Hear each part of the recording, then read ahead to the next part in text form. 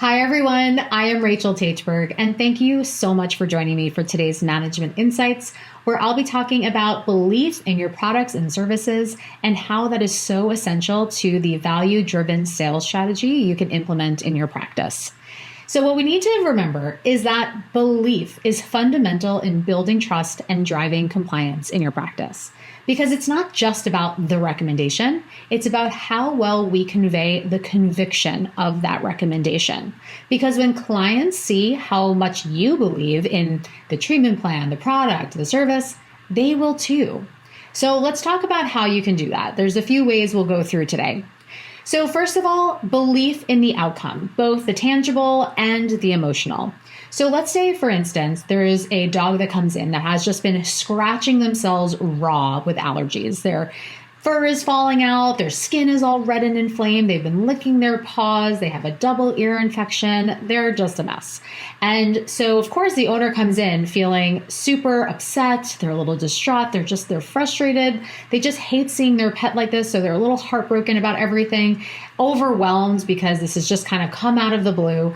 So we need to communicate to both of those things. So how do we share the belief in the outcome with the tangible side? So tangible would be the actual outcome of the treatment plan. So let's say we were going to give ear medication, an injectable antibiotic, maybe an oral medication, whatever that is, we need to talk about how that medication will actually help that inflammation go away.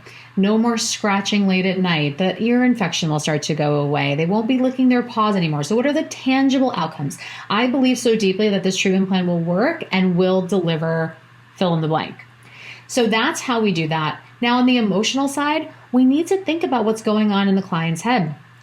Like I said, they came in feeling really upset, distraught, frustrated. They're heartbroken to see their pet so uncomfortable.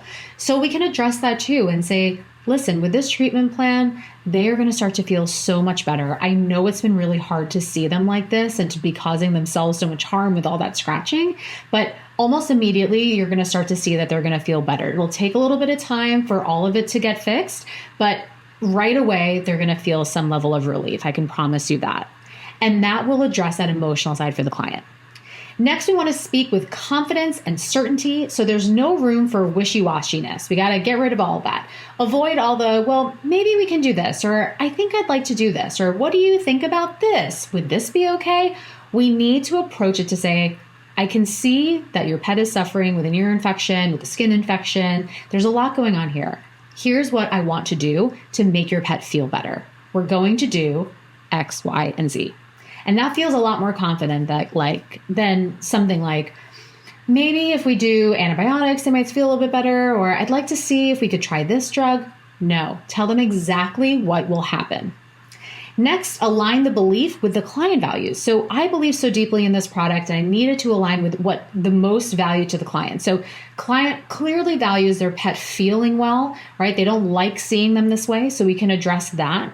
Once again, right, there's that emotional side, but we can also talk about it in terms of just saying, I believe in this treatment plan, and I know that you value your pet's health and well-being and that you want your pet to be happy. So this will make them feel a lot more like themselves.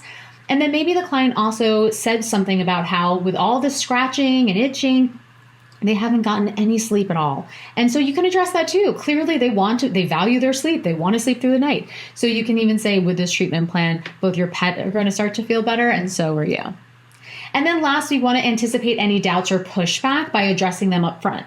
So we know for a fact from research that was done by Care Credit that $250, so that's it, that $250 mark is just enough to trigger stress and anxiety in your clients. So if we're already preparing this treatment plan and can see that we're at or above that, I would just plan to address it right off the bat to say, hey, look, we're going to give this antibiotic injection, and I know that it looks a little bit pricey, but this is why we really prefer this method of care because it lasts for 2 weeks. You don't have to worry about giving medication at a specific time. We know that Sparky's going to get the entire dose of this medication, so on and so forth. You can fill in all those blanks, but we want to make sure that we're addressing it up front, and that will help them feel a lot better. So that way we don't have to put all that effort into delivering the why behind all the care just to hear them say, oh, but I'm really upset about this cost. Let's just address it in the front. We know that $250 can be a tipping point. So let's just get it out of the way and talk about it now and showcase the value of the treatment plan.